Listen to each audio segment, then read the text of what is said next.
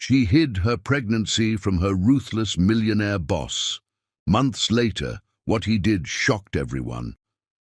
"Hi, my beautiful family. May the Almighty bless every woman with unwavering strength, endless grace, and a heart that shines with divine love. May He honor the mothers who nurture, the sisters who guide, the wives who stand steadfast, and the daughters who fill our homes with light. May no woman ever feel ignored, undervalued, or weak. For in God's eyes, she is a queen, a pillar, and the heartbeat of every family. My dear family, remember that true greatness lies in how we respect, cherish, and honor the women who shape our lives.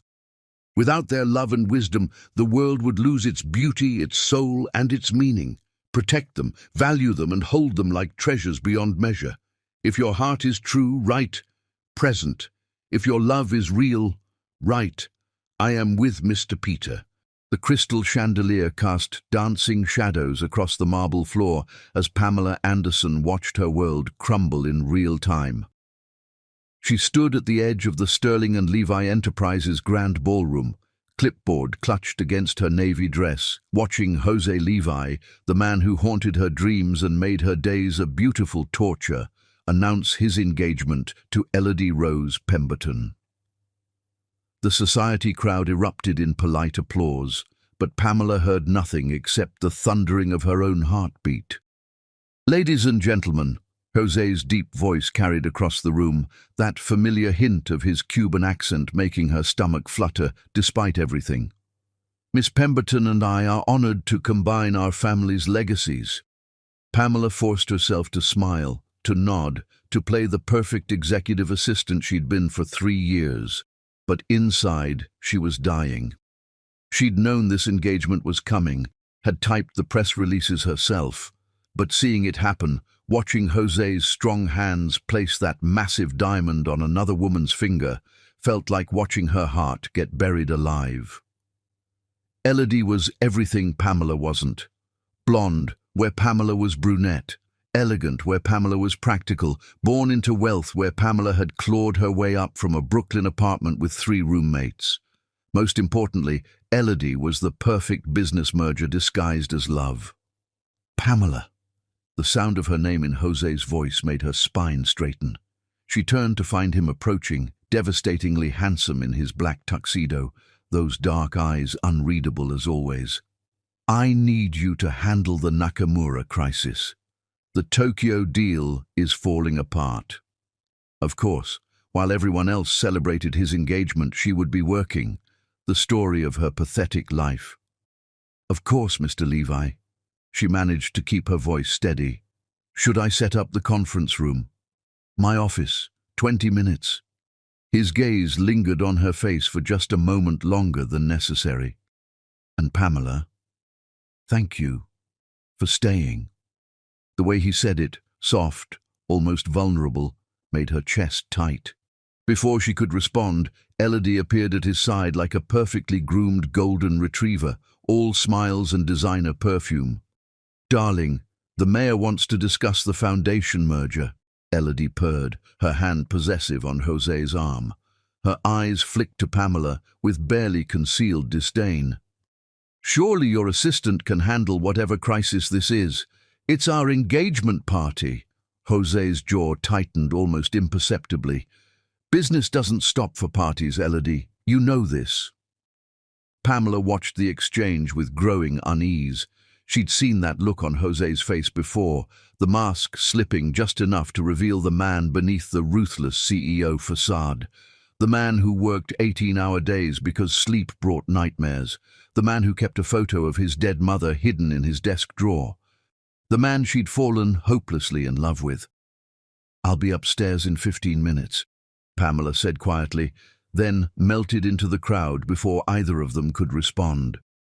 The elevator ride to the 40th floor felt eternal. The party noise faded as she rose higher into Jose's domain, the executive level that housed his corner office with its floor-to-ceiling windows overlooking Manhattan. She'd spent countless hours in that office, taking dictation, managing his impossible schedule, pretending her heart didn't race every time he came close enough for her to smell his cologne. The hallway was eerily quiet, lit only by security lighting. Pamela's heels clicked against the marble as she made her way to José's office, her mind already shifting into crisis management mode. The Nakamura deal was worth 200 million. Losing it would be catastrophic. She was setting up her laptop when José burst through the door, his bow tie undone and hanging loose around his neck. His usually perfect hair was disheveled, as if he'd been running his hands through it. "The bastards are threatening to pull out completely," he said without preamble, stripping off his tuxedo jacket and rolling up his sleeves. 3 years of negotiations down the drain because some junior executive in their Tokyo office got cold feet about our South American expansion. Pamela pulled up the files, her fingers flying over the keyboard. "What if we offer the modified payment structure, the one we discussed last month but decided against?" José paused in his pacing, those dark eyes focusing on her with laser intensity. "You remember that?" "I remember everything about our work together." The words slipped out before she could stop them, loaded with more meaning than she intended. The air in the room shifted, became charged with the electricity that always crackled between them, but which they both pretended didn't exist. José moved closer, leaning over her shoulder to read the screen, and Pamela's breath caught. He was so close she could feel the heat radiating from his body, could see the slight stubble on his jaw that appeared by evening. "You're brilliant," he murmured, his voice rougher than usual. "How did I get so lucky to have you as my assistant?" Pamela's heart hammered against her ribs. This was dangerous territory, the kind of moment that led to HR violations and broken hearts. But when she looked up and met his gaze, she saw something in his eyes that made her forget every professional boundary she'd ever set. "José," she whispered, and his name on her lips seemed to break something in him. His hand came up to cup her cheek, thumb brushing across her skin with devastating gentleness. "We shouldn't," he said, but he was already leaning closer. "I know," she breathed, but she was tilting her face up toward his. The first touch of his lips was soft, questioning, but when she responded, when she melted into him with a soft sigh, the kiss deepened into something desperate and consuming. 3 years of suppressed longing exploded between them as his arms came around her, pulling her against his chest. "Pamela," he groaned against her mouth, and she could taste her name on his lips like a prayer. They stumbled backward until her spine hit the wall, his body caging her in as his hands tangled in her carefully styled hair. This was madness, kissing her boss in his office while his fiancé waited downstairs. But Pamela couldn't bring herself to care, not when José was kissing her like she was oxygen and he'd been drowning. Thunder crashed outside and lightning illuminated the office in stark white. The storm that had been threatening all evening had finally broken, rain lashing against the windows. It felt symbolic somehow, all the careful control they'd maintained finally shattering like the calm before the storm. José's mouth moved to her neck, pressing hot kisses along the sensitive skin there, and Pamela's knees nearly buckled, her hands fisted in his shirt, holding on for dear life as sensation overwhelmed her. "I've wanted this for so long," he confessed against her throat, his voice raw with need. "Every day, watching you, wanting you, knowing I can't have you." "You can have me," she whispered, the words tumbling out before she could stop them. "José, you can have everything." For a moment, the world stood still. José pulled back to look at her, his dark eyes searching her face as if trying to memorize every detail. His hand came up to trace the line of her jaw, touch reverent and tender. "Mi amor," he whispered in Spanish, the endearment falling from his lips like a caress. But then another crash of thunder seemed to shake him back to reality. Jose stepped back abruptly, running a hand through his disheveled hair, his expression shifting from tender to horrified. "This can't happen," he said, his voice turning cold. "This was a mistake." The words hit Pamela like a physical blow. She watched in stunned silence as Jose straightened his shirt, picked up his discarded jacket, and rebuilt the walls between them with ruthless efficiency. "Mr. Levi," she began, but he cut her off with a sharp gesture. "It never happened," he said, not looking at her. "Do you understand me, Miss Anderson? This never happened, and if you value your job, you'll forget every second of it." The transformation was complete. The passionate man who had whispered endearments against her skin was gone, replaced by the cold CEO who ruled his empire with an iron fist. Pamela straightened her dress with shaking hands, trying to salvage what remained of her dignity. "Of course, sir," she managed, her voice barely above a whisper. Jose finally looked at her then, and for just a moment she saw anguish in his dark eyes. But it was gone so quickly, she might have imagined it. "Fix the Nakamura deal," he said curtly. "I want a solution on my desk by morning." With that, he strode from the office, leaving Pamela alone with the ghost of his touch and the bitter taste of rejection. She sank into his desk chair, her legs too shaky to support her, and stared out at the storm raging beyond the windows. 3 weeks later, when the pregnancy test showed 2 pink lines, Pamela would remember this moment. The way the lightning had illuminated Jose's face as he kissed her, the way he'd called her mi amor like she was something precious. She would remember, and she would know with absolute certainty that she could never, ever tell him about the baby growing inside her. Because some mistakes, once made, could destroy everything. Chapter 2. Building the Escape. The 2 pink lines staring back at Pamela from the pregnancy test felt like a death sentence wrapped in a miracle. She sat on the cold bathroom floor of her studio apartment, legs trembling, holding the plastic stick that had just changed everything. 3 weeks had passed since that night in Jose's office. 3 weeks of him treating her like a stranger, of cold professionalism that cut deeper than any blade. And now this. "No, no, no," she whispered, but the lines didn't disappear. If anything, they seemed to mock her with their bold certainty. Her phone buzzed with a text from her sister Soraya. "Dinner tonight? You've been avoiding my calls." Pamela couldn't face anyone right now, especially not Soraya with her knowing eyes and ability to read her like an open book. She needed time to think, to plan, to figure out how to survive what was coming, because telling Jose was not an option. She'd learned that harsh truth 2 days ago, when she'd accidentally discovered the file hidden deep in the company archives.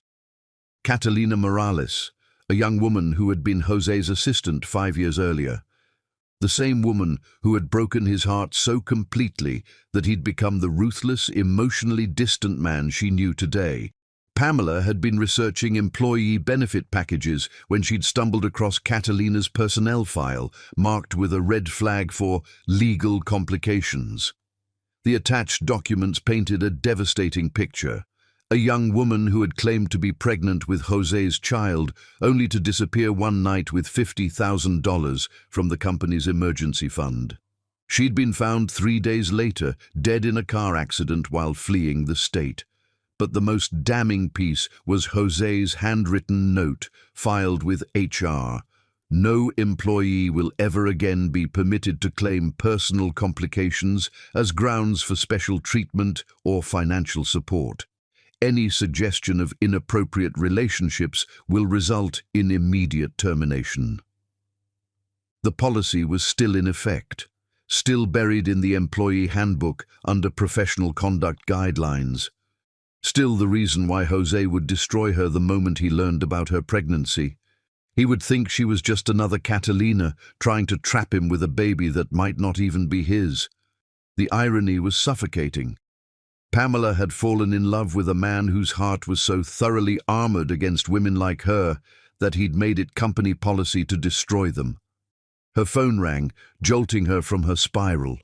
José's name flashed on the screen, and her stomach clenched with familiar longing and dread.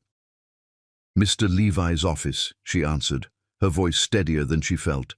"Conference room, now." His tone was arctic. "The Pemberton wedding planning meeting has been moved up." Of course it had, because apparently the universe wasn't done torturing her yet. Pamela dressed carefully in a loose-fitting blazer and made her way to the 20th floor conference room, where Elodie Pemberton held court like a queen planning her coronation. The woman was perfection incarnate, blonde hair swept into an elegant chignon, designer suit that probably cost more than Pamela's monthly rent, and a smile that never quite reached her calculating blue eyes. "Pamela, darling," Elodie purred as she entered. "How lovely that you could join us. I specifically requested you for this meeting." José sat at the head of the table, his expression unreadable as he reviewed documents. He hadn't looked at her once since that night 3 weeks ago. Not really looked at her. It was as if he'd erased her from his consciousness entirely. "I've decided on an August wedding," Elodie continued, spreading fabric samples across the mahogany table. "Something grand and timeless. After all, this union represents the merger of two of the city's most prominent families." Pamela dutifully took notes, fighting waves of nausea that had nothing to do with morning sickness and everything to do with watching the woman who would soon be José's wife plan their future together. "The guest list will be quite extensive," Elodie was saying. 500 of our closest friends and business associates. I'll need you to coordinate with my wedding planner, of course. Someone in your position couldn't possibly understand the intricacies of such an event." The dismissal stung, but Pamela kept her expression neutral. She'd dealt with worse condescension from clients over the years. "I'll also need a complete background check on all staff who will be working the event," Elodie added casually. "We can't have any complications interfering with our special day." Something in her tone made Pamela look up sharply. Elodie was watching her with an expression that looked almost predatory, as if she knew something that Pamela didn't realize she'd revealed. "Is there a problem, Miss Anderson?" José's voice cut through her thoughts, and she realized she'd stopped writing. "No, sir. Just making sure I capture all the details accurately." For the first time in 3 weeks, their eyes met across the table. The impact was immediate and devastating, all the heat and longing from that night rushing back like a tidal wave. José's jaw tightened almost imperceptibly, and Pamela saw her own pain reflected in his dark eyes before he looked away. "Perhaps Miss Anderson would benefit from a change of scenery," Elodie suggested smoothly. "Didn't you mention that the London office was looking for experienced staff? Someone with her background might find it refreshing to start over somewhere new." Pamela's blood ran cold. Was Elodie somehow aware of what had happened between her and José, or was this just convenient cruelty? "The London transfer program requires a 6-month application process," José said carefully. "It's not something that can be arranged overnight." "Oh, but surely for the right candidate, exceptions could be made." Elodie's smile was razor-sharp. "After all, you are the CEO, and I'm sure Miss Anderson is eager for new opportunities. Aren't you, dear?" The question hung in the air like a loaded gun. Pamela could feel José's attention focused on her with laser intensity, could sense him waiting for her response. This was her chance, her escape route being handed to her on a silver platter. "I would be very interested in exploring international opportunities," she said quietly. José's face went completely blank. "I see. Well then, I suppose we should expedite the application process." The words felt like a knife to the heart, even though they were exactly what she needed to hear. José was letting her go, probably relieved to have an excuse to remove the complication she represented from his life. The rest of the meeting passed in a blur of wedding details and passive-aggressive comments from Elodie. When it finally ended, Pamela gathered her notes and headed for the door, desperate to escape before she broke down completely. "Miss Anderson." Jose's voice stopped her at the threshold. "My office. 5 minutes." Her heart hammered as she made her way to the executive floor. Jose was already there when she arrived, standing with his back to her, staring out at the Manhattan skyline. "Is this what you want?" he asked without turning around. "London?" "Yes, sir." The lie tasted like ash on her tongue. "Why?" The single word hung between them, loaded with more meaning than a simple question should carry. Pamela could tell him the truth, that she was pregnant with his child and needed to disappear before he destroyed her.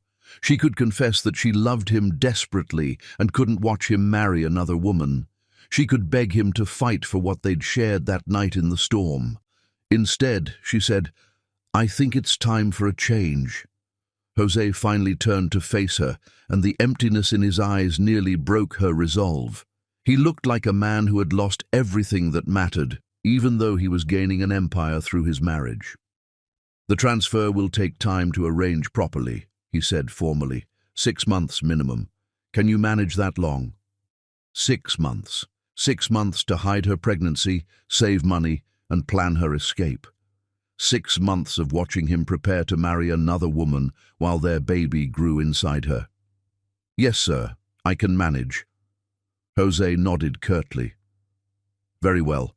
I'll have Daphne Richardson begin the paperwork tomorrow." Daphne, his new assistant, hired to eventually replace Pamela, a sharp, ambitious woman who watched everything with calculating eyes and smiled like a shark, sensing blood in the water. "Is there anything else, Mr. Levi?" For a moment, Jose's mask slipped, and she saw the man who had called her mi amor in the darkness. But then it was gone, replaced by the cold CEO who ruled his empire with an iron fist. "No, Miss Anderson. That will be all." Pamela nodded and turned to leave, but his voice stopped her one last time. "Pamela." Her name on his lips was soft, almost broken. I hope you find what you're looking for in London." She didn't trust herself to speak, so she simply nodded and walked away, leaving behind the only man she'd ever loved and the future she'd never have. Chapter 3. Dangerous Games. The camera's telephoto lens captured every detail as Pamela Anderson emerged from Dr. Aviora Sinclair's prenatal clinic, her hand unconsciously resting on her still flat stomach. From across the street, Darius Kane lowered his camera and smiled. 3 months of surveillance, and finally he had something worth reporting to his client. The woman was pregnant, no doubt about it. The question was whether this little piece of information would be enough to satisfy Aurelia Blackwood's obsession with destroying any woman who got too close to Jose Levi. Darius had been following Pamela for weeks now, documenting her routine, her habits, her secrets. It was easy work. The woman was so focused on hiding her pregnancy that she never noticed the investigator trailing her. Medical appointments disguised as lunch meetings, prenatal vitamins hidden in generic vitamin bottles, loose clothing that grew progressively more strategic each week. But what made this case particularly interesting was the timing. Based on his surveillance reports, Pamela's pregnancy coincided perfectly with the charity gala where Jose Levi had announced his engagement. Whatever had happened that night, it had changed everything. Inside her tiny studio apartment, Pamela was unaware that her most private moments were being catalogued and photographed. She stood in front of her bathroom mirror, studying her reflection with a mixture of wonder and terror.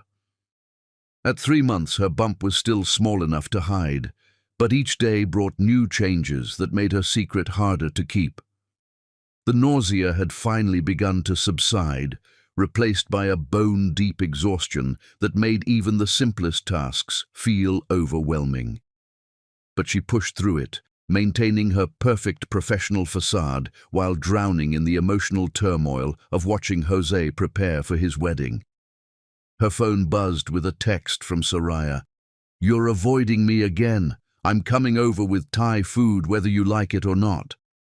Panic fluttered in Pamela's chest. She wasn't ready to tell anyone about the pregnancy yet, especially not her fiercely protective sister, who would demand to know the father's identity and probably march into Jose's office to confront him personally. 20 minutes later, Soraya Cruz arrived with enough takeout to feed a small army, and the determined expression that had gotten her through law school while working 2 jobs. She was everything Pamela wished she could be: confident, assertive, unafraid to demand what she deserved from the world. "You look terrible," Soraya announced, settling onto the couch and unpacking containers of pad thai and green curry. "And don't tell me it's work stress. I know work stress, and this is something else entirely." Pamela forced herself to eat, fighting her still sensitive stomach. "I'm fine, Sor. Just tired." "Bullshit." Soraya studied her with laser focus. "You've been weird for months, secretive, emotional, and now you look like you haven't slept in weeks. What's going on?" The urge to confess everything was almost overwhelming. To tell Soraya about Jose, about that night in his office, about the baby growing inside her, and the impossible situation she found herself in. But she couldn't. Not yet. Not until she had a plan. "The London transfer is going through," she said instead. "I'll be moving to the UK office within 6 months." Soraya's fork clattered against her plate. "London?" "Pamela, what the hell? You've never mentioned wanting to work internationally. You love New York. Your whole life is here." "Maybe that's the problem," Pamela said carefully. "Maybe I need a fresh start." "This is about him, isn't it?" Soraya's voice turned sharp. "Your mysterious boss that you've been pining over for 3 years. Did something happen?" The question hit too close to home, and Pamela felt her carefully constructed walls begin to crumble. "Sor, please, can we not do this tonight?" But Soraya was relentless when she sensed vulnerability. "He's getting married, isn't he? To that Ice Queen socialite I've seen in the society pages, and you're running away because you can't handle watching it happen." Tears threatened, but Pamela blinked them back. "It's not that simple." "Then explain it to me," Soraya demanded. "Because from where I'm sitting, you're letting some emotionally unavailable man drive you away from everything you've worked for. That's not the Pamela I know." Before Pamela could respond, her work phone rang. Jose's name flashed on the screen, and her heart immediately began racing. "I have to take this," she said, stepping into the bedroom. "Sterling and Levi Enterprises, Pamela Anderson speaking. I need you to come in." Jose's voice was tight, with barely controlled anger. "There's been a development with the Blackwood situation." Aurelia Blackwood, Jose's ex-fiancée, the woman who had been publicly humiliated when he'd chosen the arranged marriage to Elodie over their relationship. Pamela had heard whispers about Aurelia's increasingly erratic behavior since the engagement announcement, but Jose had always dismissed it as harmless attention-seeking. "What kind of development, sir?" "The kind that requires immediate damage control. How quickly can you get here?" Pamela glanced at the clock. "Nearly 8 p.m. on a Friday night. I can be there in 30 minutes. Make it 20. The line went dead, leaving Pamela staring at her phone with growing dread. In the 3 months since Jose's engagement, she'd noticed increased security around the building, mysterious phone calls that left him agitated, and a general atmosphere of tension that seemed to follow him everywhere. "I have to go," she told Soraya, grabbing her purse and jacket. "At 8 o'clock on a Friday. Pamela, this is insane. No job is worth—" "It's important." Pamela was already heading for the door. "We'll finish this conversation later, I promise." But she knew they wouldn't. In 6 months, she would be gone, and Soraya would eventually understand that some secrets were too dangerous to share. The Sterling and Levi building was eerily quiet on a Friday evening, with only security guards and a handful of ambitious executives burning the midnight oil. Pamela's heels echoed in the empty marble lobby as she made her way to the executive elevator, her stomach churning with a combination of pregnancy hormones and mounting anxiety. Jose's office was dark except for the desk lamp that cast harsh shadows across his face. He looked older than his 34 years, stress lines etched deep around his eyes. When she entered, he was studying a manila envelope with the kind of focused intensity he usually reserved for hostile takeovers. "Sir?" she said softly. Jose looked up, and for a moment, she saw past his professional mask to the exhausted, frustrated man beneath. "Sit down, Pamela. We need to discuss your future with this company." The words sent ice through her veins. Did he know? Had he somehow discovered her pregnancy? She lowered herself carefully into the chair across from his desk, fighting to keep her expression neutral. "3 months ago, you expressed interest in the London transfer," Jose continued. "I've been working to expedite that process." Relief flooded through her. This was about London, not about the secret growing inside her. "Thank you, sir. I appreciate your efforts." Jose slid the manila envelope across the desk. "Your transfer has been approved. You'll be leaving for London in 3 months instead of 6. 3 months! Pamela's heart raced as she calculated dates. She would be 6 months pregnant by then, visibly showing, impossible to hide. But maybe that was for the best. By the time her pregnancy became obvious, she would be an ocean away from Jose and his devastating brown eyes. "That's wonderful news," she managed. "There's more." Jose's voice was carefully controlled. "Aurelia Blackwood has been making inquiries about you." The world seemed to tilt sideways. "About me? Why?" "That's what I intend to find out." Jose's jaw clenched. "She's hired a private investigator to follow you, Pamela. I don't know what she's looking for, but I won't have my employees harassed by a woman who can't accept that our relationship is over." Pamela's mouth went dry. A private investigator. Following her. Photographing her visits to the clinic, documenting her pregnancy symptoms, building a case that could destroy everything. "I don't understand," she said weakly. "Why would she care about me?" Jose studied her face intently, and she prayed he couldn't see the guilt written there. "I think she believes there's something between us, something that threatens her chances of winning me back." The irony was suffocating. Aurelia was right.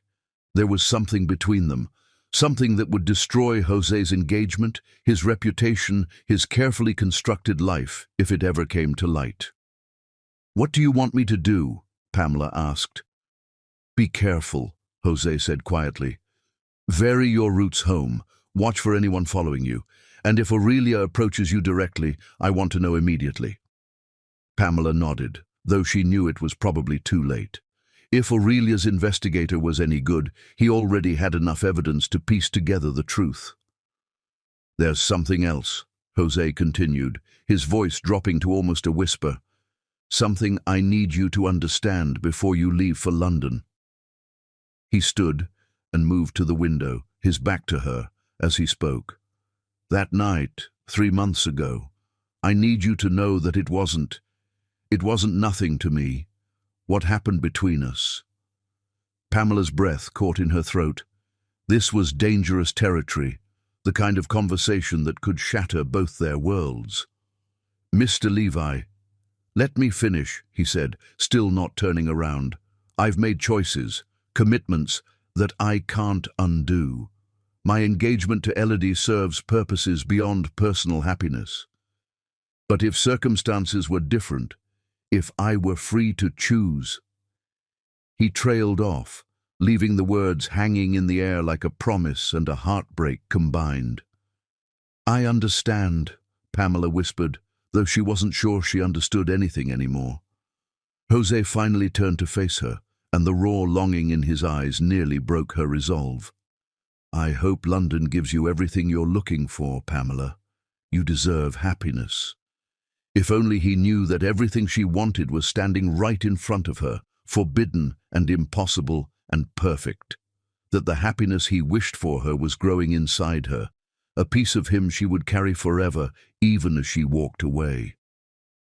"Thank you, sir," she said, standing on unsteady legs, "for everything." As she reached the door, Jose's voice stopped her one last time.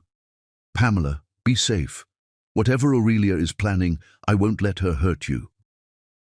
The promise wrapped around her heart like a shield, even as she knew that the person most likely to hurt her was Jose himself, the moment he discovered what she was hiding.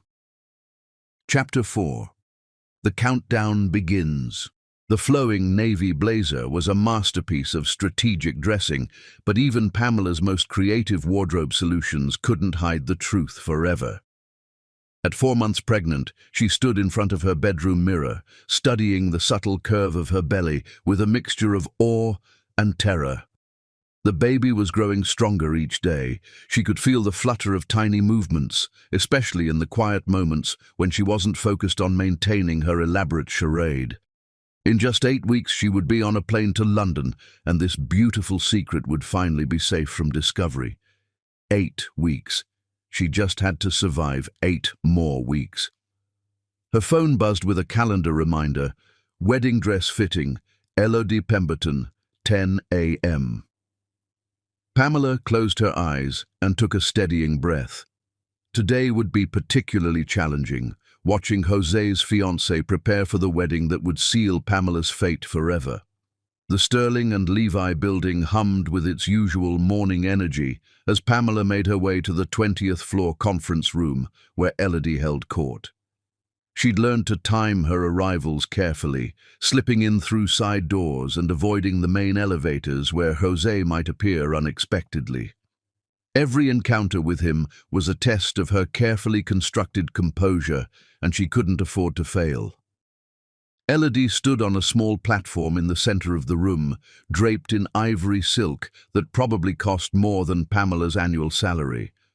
The wedding dress was stunning, a masterpiece of couture that transformed the already beautiful woman into something ethereal and untouchable. "Pamela, perfect timing," Elodie called out, her voice honey-sweet with an underlying edge of steel. "I need you to coordinate with the photographer for the engagement shoot next week." "Of course, Miss Pemberton." Pamela pulled out her tablet, grateful for something to focus on besides the painful reminder of what she would never have. "And I've decided on Tuscany for the honeymoon," Elodie continued, turning gracefully as the seamstress adjusted her hemline. 3 weeks in a private villa. Jose mentioned he's never been to Italy, can you believe that? A man of his sophistication, never experiencing the romance of Tuscany.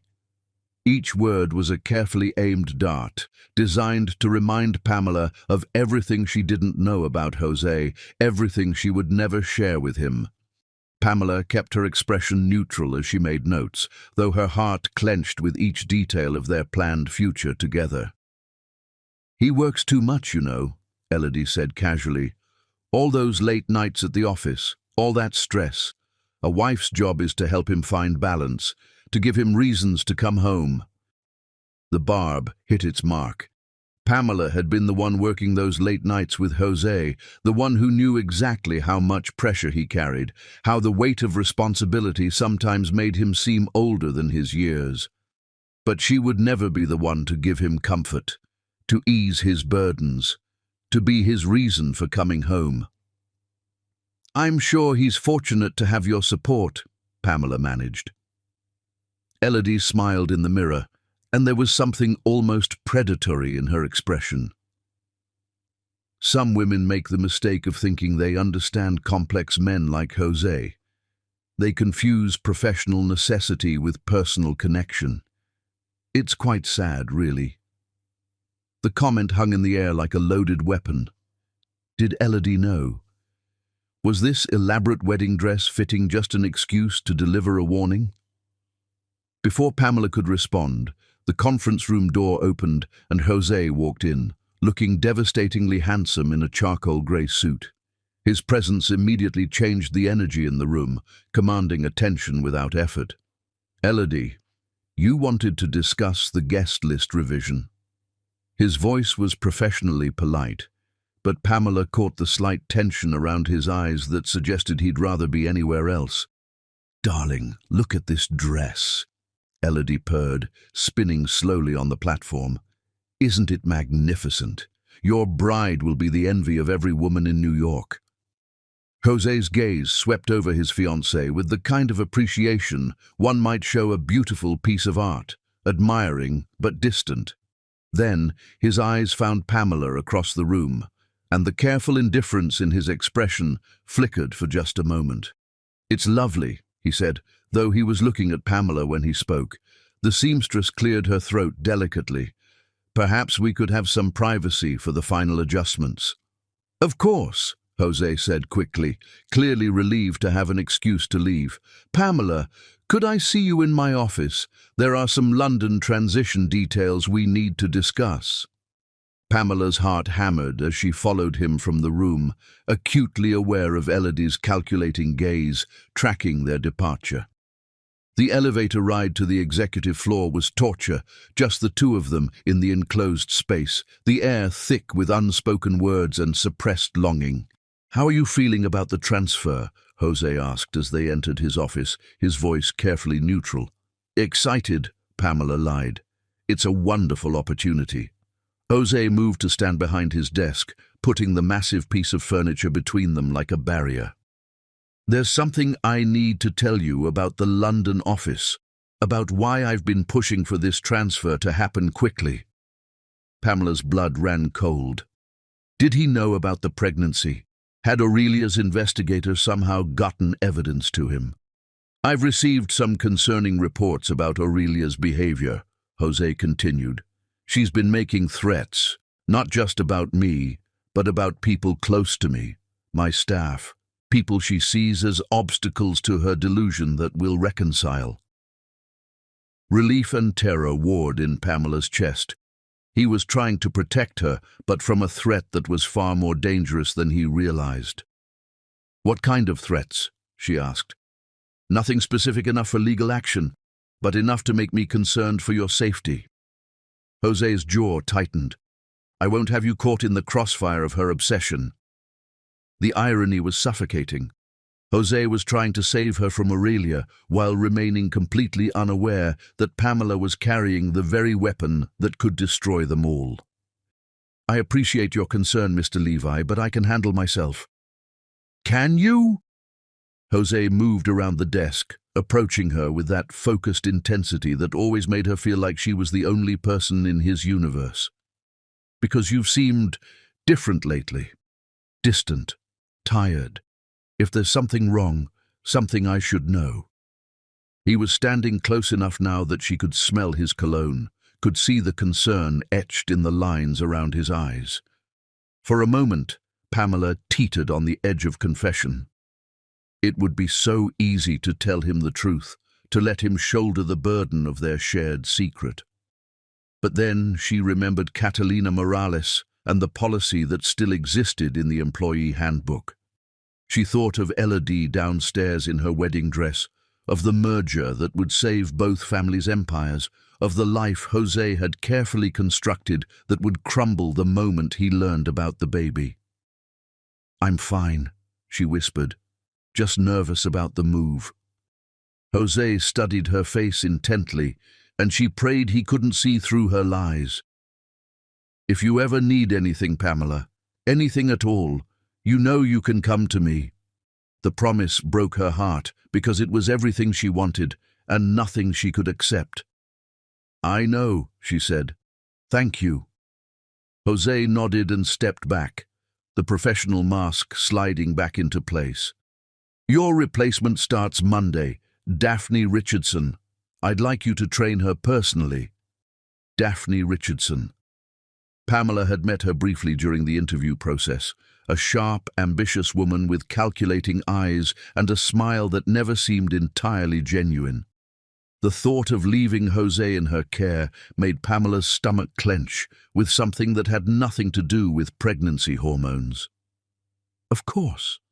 I'll make sure she's fully prepared." "Good."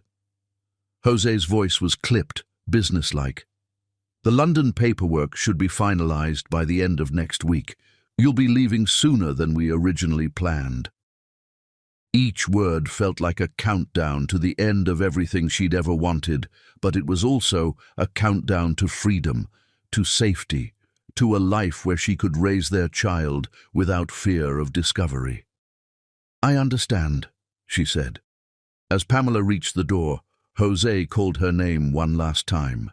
She turned to find him silhouetted against the floor-to-ceiling windows, the Manhattan skyline stretching endlessly behind him. "For what it's worth," he said quietly, "I'm going to miss working with you." The admission hung between them like a bridge she could never cross.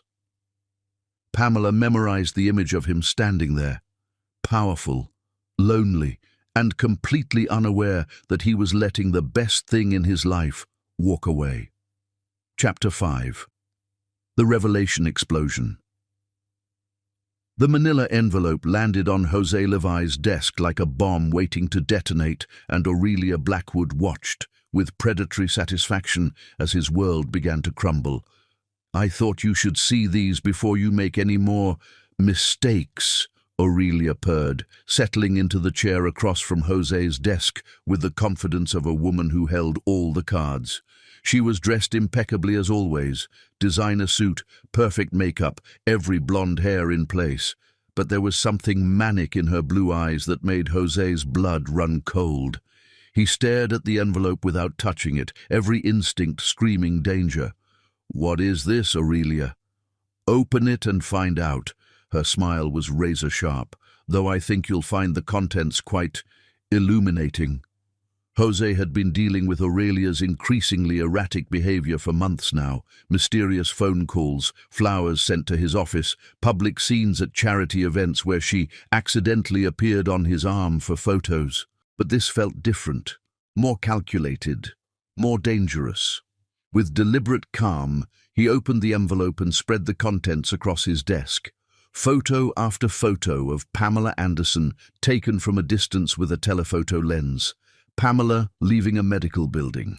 Pamela at a pharmacy, prescription bottle in hand. Pamela in profile, her hand resting on what was unmistakably a pregnant belly. The world stopped spinning.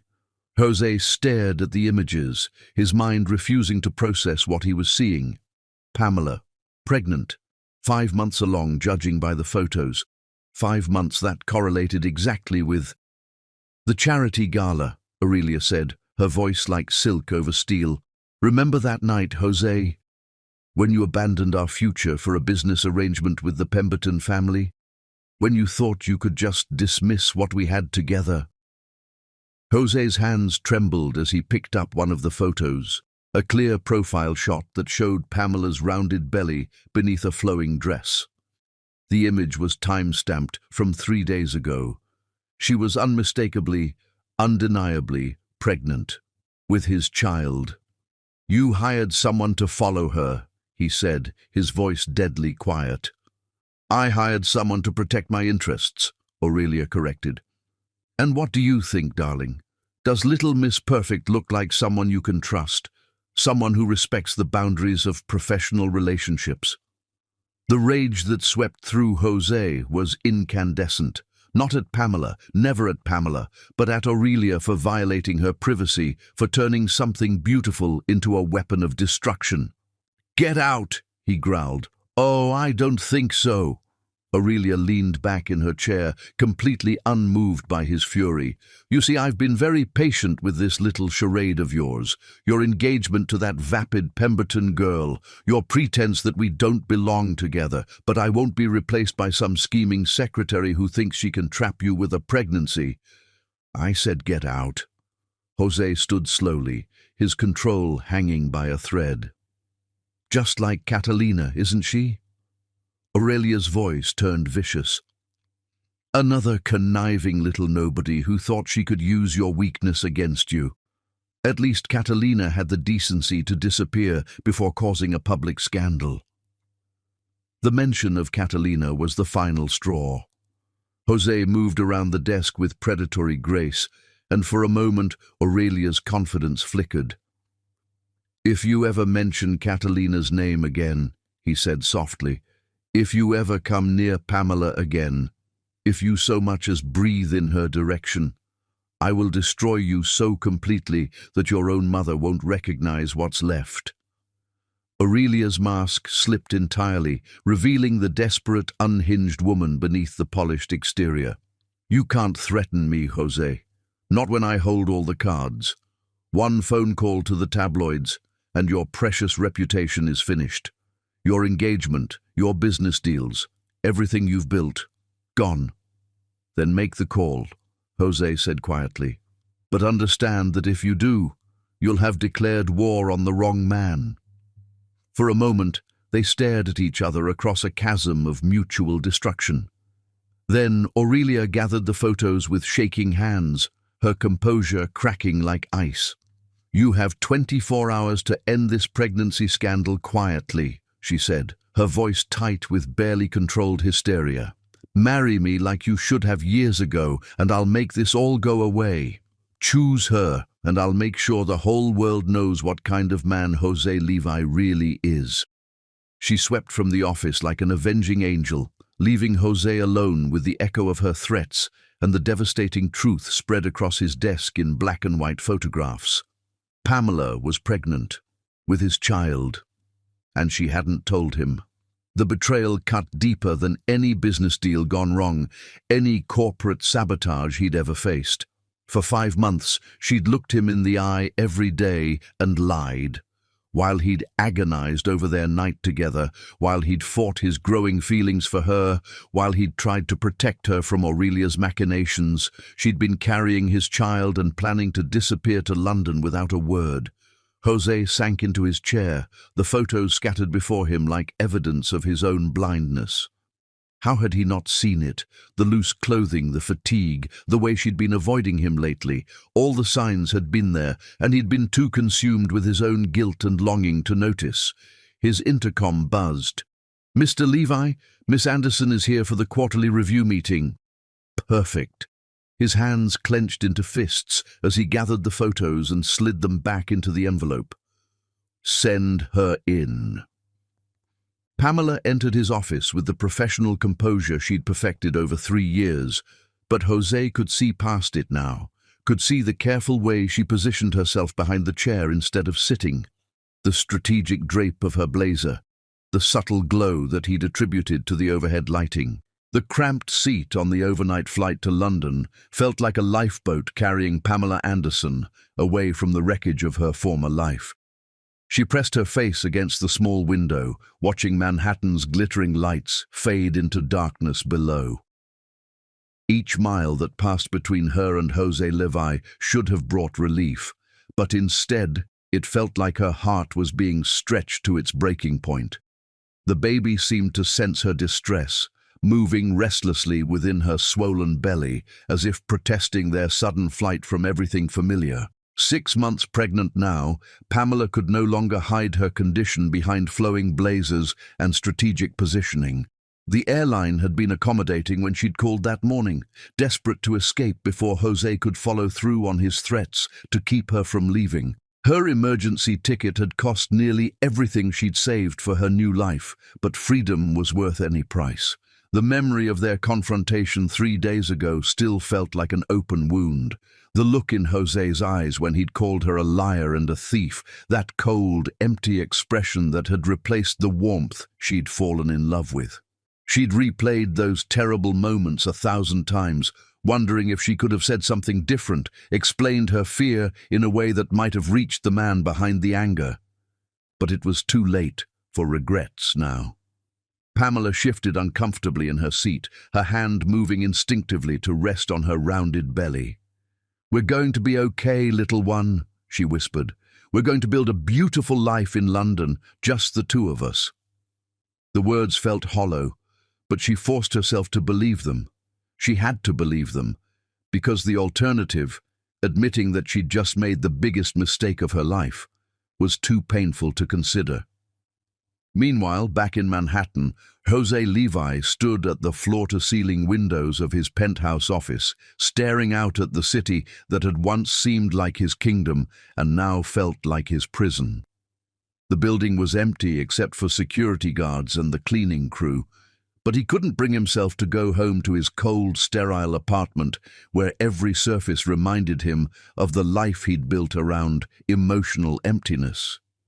3 days since Pamela had walked out of his office in tears. 3 days since he'd discovered that the woman he loved was carrying his child and planning to disappear forever. 3 days of Aurelia's increasingly unhinged phone calls demanding that he honor their agreement and announce their engagement. "Sir?" Daphne Richardson's voice cut through his brooding. His new assistant had been working late, ostensibly to familiarize herself with Pamela's old files, but Jose suspected she was more interested in impressing him with her dedication. "I've confirmed that Miss Anderson boarded the London flight this morning. She's officially transferred to the international office as planned." The words hit him like a physical blow. She was really gone. Pamela and his child were an ocean away, and he had no legal right to bring them back. No moral right either, considering how cruelly he'd treated her in those final moments. "Thank you, Daphne. That will be all." But Daphne lingered in the doorway, her expression calculating. "If I may say so, sir, it's probably for the best. The situation was becoming complicated." Jose turned to face her, noting the predatory gleam in her eyes that reminded him uncomfortably of Aurelia. "Meaning?" "Well, workplace relationships rarely end well, do they? And with Miss Anderson's condition, it could have become quite scandalous. You're well rid of the complication." The casual dismissal of Pamela and their child as a complication made Jose's blood run cold. This was how the world would see it, how his board of directors, his business partners, his fiancée would all see it. A sordid affair with an employee who had tried to trap him with an unwanted pregnancy. But it wasn't unwanted. The realization hit him with startling clarity. Despite everything, the deception, the timing, the impossible circumstances, he wanted that baby with a fierce protectiveness that surprised him. Wanted Pamela back in his life, in his arms, in his bed where she belonged. "Sir?" Daphne was still waiting for his response. "I said that will be all," Jose replied curtly, turning back to the window. When Daphne finally left, Jose pulled out his phone and stared at Pamela's contact information. He'd typed and deleted a dozen messages over the past 3 days, each attempt to reach out feeling more inadequate than the last. What could he possibly say? That he was sorry for calling her a thief? That he understood why she'd hidden the pregnancy? That he missed her so desperately it felt like drowning? Before he could lose his courage, he typed a simple message: "Are you safe?" He stared at the words for a long moment, then deleted them without sending. She probably never wanted to hear from him again, and he couldn't blame her. In London, Pamela was experiencing her first morning in a city that felt both exciting and impossibly foreign. Her temporary apartment near the Sterling and Levi International office was tiny, but charming, with a view of a small park where she could already imagine taking her daughter for walks when she was old enough. The UK office was a world away from the Manhattan headquarters, smaller, more intimate, with colleagues who seemed genuinely pleased to welcome her. Her new supervisor, Margaret Thornbury, was a sharp but kind woman in her 50s who had immediately put Pamela at ease. "We're absolutely delighted to have you," Margaret said, settling into the chair across from Pamela's new desk. "Your reputation preceded you. Mr. Levi spoke very highly of your skills when he recommended you for this position." Pamela's heart clenched at the mention of Jose, but she managed a professional smile. "I'm excited to be here. The international markets are fascinating." "Indeed they are, and I must say, you're handling the transition remarkably well, especially considering your condition." Margaret's eyes drifted meaningfully to Pamela's belly. "I assume you've discussed maternity leave arrangements?" The question caught Pamela off guard. In all her planning to escape New York, she hadn't thought much beyond getting safely to London. The reality of being a single mother in a foreign country suddenly felt overwhelming. Yes, of course. I'll need to review the company policies. Margaret's expression softened with maternal concern. Forgive me if this is presumptuous, but is the father not in the picture? Pamela felt tears threaten at the innocent question.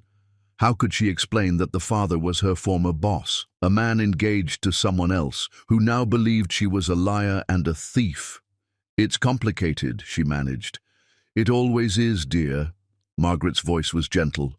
But you're not alone here. We take care of our own at this office, and that includes making sure new mothers have all the support they need. The kindness in her voice nearly broke Pamela's composure. For the first time since fleeing New York, she felt a glimmer of hope that maybe, just maybe, she could build a life here. But that afternoon, as she was settling into her new routine, her phone rang with a call from Soraya. Her sister had been trying to reach her for days, and Pamela knew she couldn't avoid the conversation any longer. London? Soraya's voice was a mixture of disbelief and fury. You moved to fucking London without telling me. Pamela, what the hell is going on? I got a promotion, Pamela said weakly, sinking into her desk chair. An international opportunity I couldn't pass up. Bullshit. Complete and utter bullshit. Soraya's legal training made her excellent at detecting lies. People don't flee to other continents for promotions. They flee from scandals, from heartbreak, from... Oh my God. The silence stretched between them, loaded with understanding. You're pregnant, Soraya whispered. That's why you've been so weird lately. That's why you're running. Who's the father, Pamela? Pamela closed her eyes, feeling the walls of her carefully constructed deception crumbling. Sor, please, it's him, isn't it? Your boss, the one you've been in love with for 3 years. Soraya's voice turned deadly quiet. That bastard got you pregnant and now he's trying to cover it up by shipping you off to London. It's not like that, Pamela protested, though she wasn't sure what it was like anymore. The hell it isn't. I'm getting on the next plane to London, and then I'm flying back to New York to castrate that son of a bitch with a rusty spoon. Soraya, no. Panic flooded Pamela's voice. You can't. Please. It's complicated. Complicated how? Either he takes responsibility for his child, or I make him take responsibility. Those are his options. Pamela could picture her sister's face, the same expression she'd worn when threatening childhood bullies or incompetent opposing counsel. Soraya was magnificent in her fury, but she was also dangerous. He doesn't want us, Pamela said quietly, the admission tearing at her heart. He made that very clear, so please, just let it go. Let me handle this my way.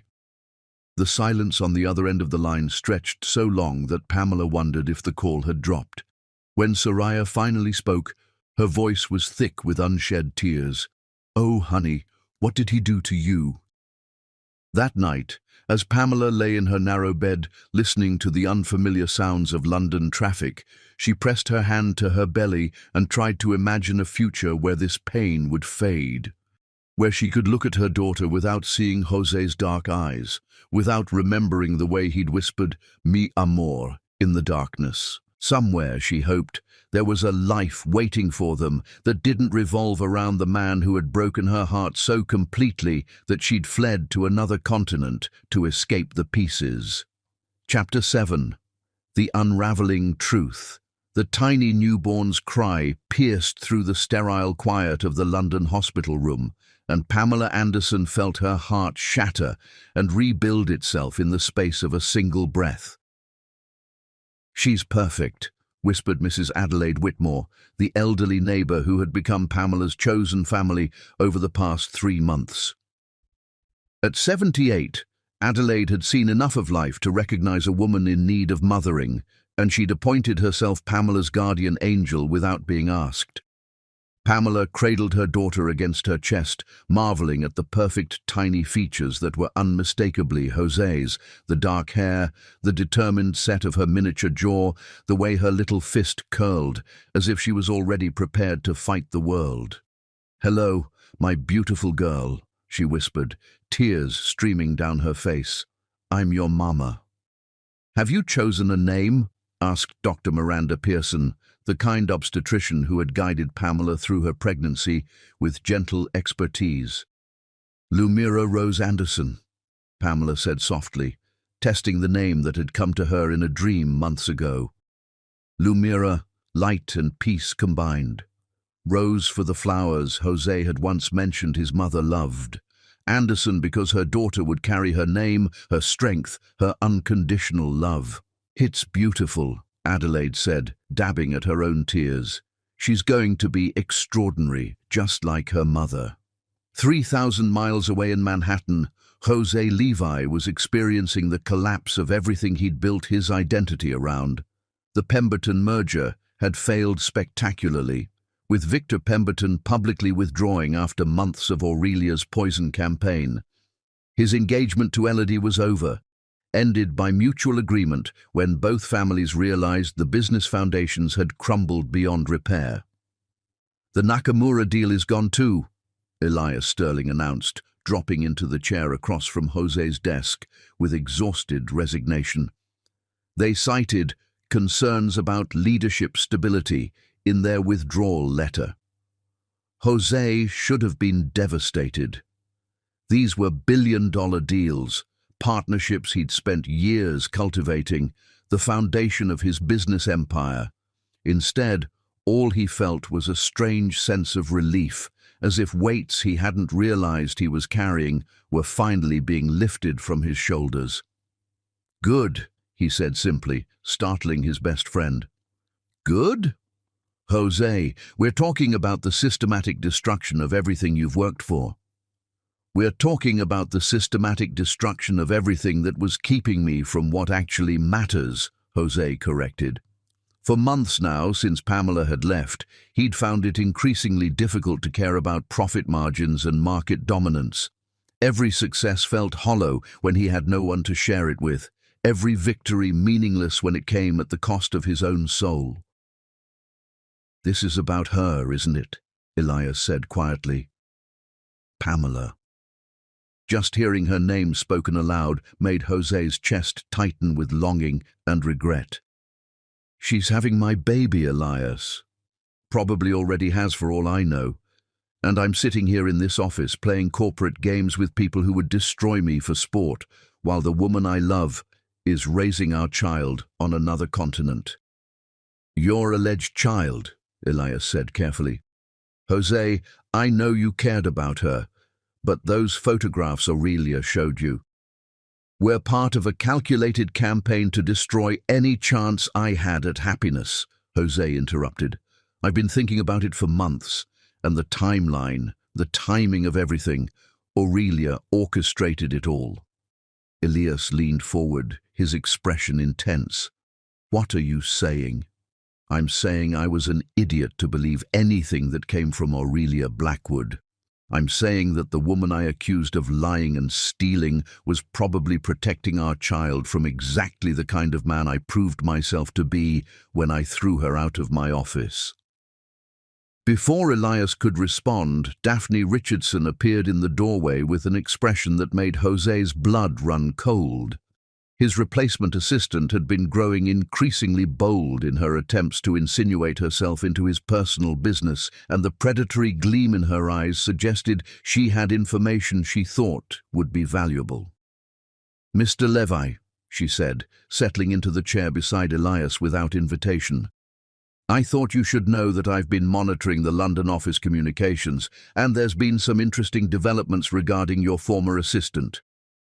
"What kind of developments?" Jose asked, though every instinct was screaming that he didn't want to hear this. "Miss Anderson gave birth 3 days ago," Daphne announced with obvious satisfaction. "A healthy baby girl. I thought you'd want to know given the circumstances." The words hit Jose like a physical blow. His daughter had been born. His child was in the world, taking her first breaths, beginning her life, and he had missed it all because of his own blindness and cruelty. "Get out," he said quietly. "Excuse me?" "I said get out. Clean out your desk and leave. You're fired." Daphne's confident mask slipped. "You can't fire me for providing information you needed to hear.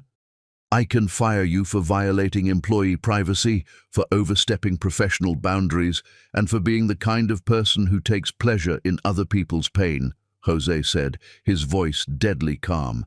"Security will escort you out within the hour." After Daphne left in a huff of indignation, Jose and Elias sat in heavy silence.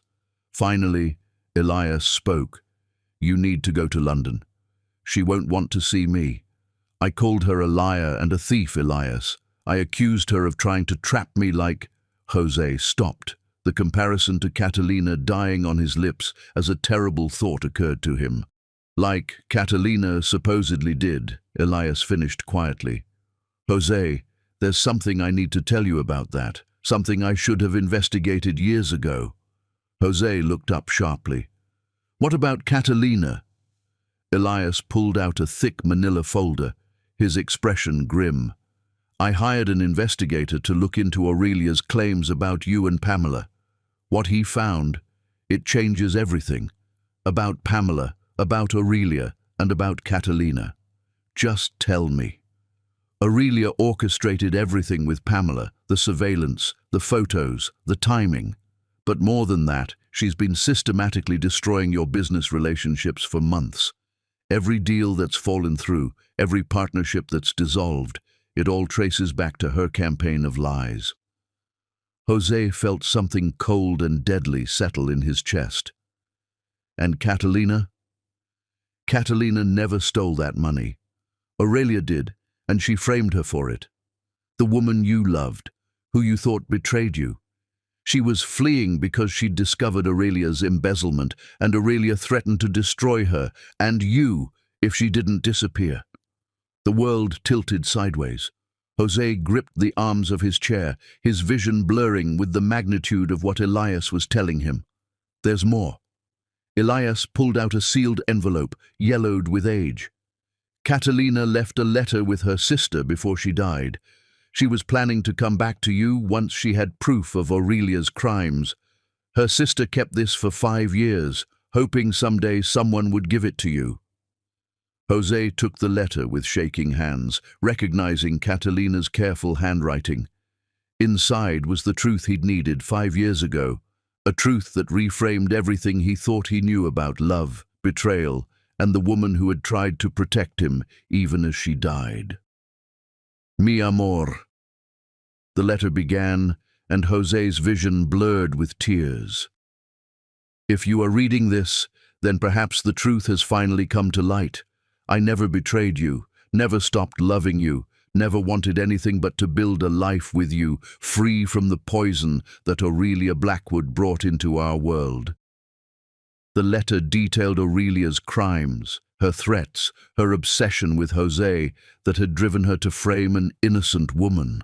Catalina had died believing that someday he would know the truth, would understand that her love had been real, and her sacrifice had been to protect him. "She loved you," Elias said quietly. "And if she could see you now, see how you've let the same woman's lies destroy your chance with Pamela, she'd probably want to shake some sense into you." Jose looked up from the letter, his face wet with tears. "It's too late. Pamela's had the baby. She's built a life without me. I have no right to disrupt that after what I put her through." "You have a daughter," Elias said firmly. "Even if Pamela can't forgive you, and I think you're underestimating her capacity for forgiveness, that little girl deserves to know her father. The real you, not the man Aurelia's manipulations created." Jose stood slowly, decision crystallizing with the clarity that had once made him a formidable businessman. "I need to go to London. I'll have the jet ready within the hour. And Elias? When I come back, if I come back, I want Aurelia Blackwood destroyed. Completely, utterly destroyed. I want her to lose everything she's ever cared about the way she tried to make me lose everything I care about." "It would be my pleasure," Elias said grimly. As Jose prepared for the flight that would determine the rest of his life, he thought about Catalina's letter and the second chance he'd been given to love without fear. This time, he wouldn't let anyone, least of all his own wounded pride, stand in the way of claiming the family that belonged to him. Chapter 8. The Siege of Redemption. The knock on Pamela Anderson's London flat door came at exactly 6 a.m., 1 week after she'd brought Lumira home from the hospital, and she knew without looking through the peephole who was standing in the hallway. Jose Levi had come for his daughter. Pamela clutched her silk robe closer to her body, her heart hammering with a mixture of terror and something that felt dangerously like hope. She hadn't seen him in 4 months, not since that devastating confrontation in his office when he'd called her a liar and a thief. Now he was here, in London, probably armed with lawyers and court orders and all the power that unlimited wealth could buy. "I know you're there, Pamela," his voice said through the door, and the familiar sound of her name in his accent made her knees weak. "Please, I just want to talk." She leaned against the door, closing her eyes and trying to summon the strength to face him. In the nursery, Lumira was sleeping peacefully, unaware that her world was about to change forever. The past 4 months had been the hardest of Pamela's life, but also the most healing. She'd built a life here, found peace, created a home for herself and her daughter that felt safe and warm and full of love. Now Jose was here to destroy it all. "There's nothing to talk about," she said through the door. "You made your feelings very clear in New York." "I was wrong," Jose said quietly. "About everything. Pamela, please, 5 minutes. That's all I'm asking for." Despite every instinct screaming at her to protect herself and her daughter, Pamela found herself turning the locks. When she opened the door, the sight of Jose Levi nearly brought her to her knees. He looked terrible. His usually perfect hair was disheveled, his expensive suit wrinkled as if he'd slept in it, and there were dark circles under his eyes that spoke of weeks without proper rest. But it was the expression on his face that broke her heart. Raw grief and desperate hope combined with something that looked like shame. "You look beautiful," he said softly, his dark eyes drinking in the sight of her. "Motherhood suits you." Pamela was acutely aware of her appearance. No makeup, hair in a messy bun, wearing nothing but a robe and nursing pajamas. She felt exposed, vulnerable, completely unprepared for this confrontation. "What do you want, Jose?" she asked, proud that her voice didn't shake. "To apologize," he said simply. "To beg your forgiveness. To meet my daughter, if you'll let me." The last part nearly broke her resolve. She could hear the longing in his voice, the pain of a father who had missed his child's birth and first days of life. But she couldn't afford to be weak, not when Lumira's future was at stake. "I can't," she whispered. "I'm sorry, but I can't do this." She started to close the door, but Jose's hand shot out to stop it. Not forcefully, he would never force anything with her, but with enough pressure to keep it open. "Pamela, please. Just listen to what I have to say. After that, if you want me to leave and never come back, I will. I swear to you." Against her better judgment, she stepped aside and let him enter her flat. Jose moved slowly, carefully, as if he was afraid any sudden movement might spook her into fleeing again. His eyes took in every detail of her small but cozy home. The soft furniture, the photographs on the walls, the baby blankets folded neatly on the sofa. "It's beautiful," he said. "It looks like you." Pamela wrapped her arms around herself protectively. "You have 5 minutes. Say whatever you came to say." Jose turned to face her, and the pain in his expression was so raw that she had to look away. "I know about Aurelia," he said quietly. "About what she did to you, to us. About Catalina." Pamela's head snapped up. "What about Catalina?"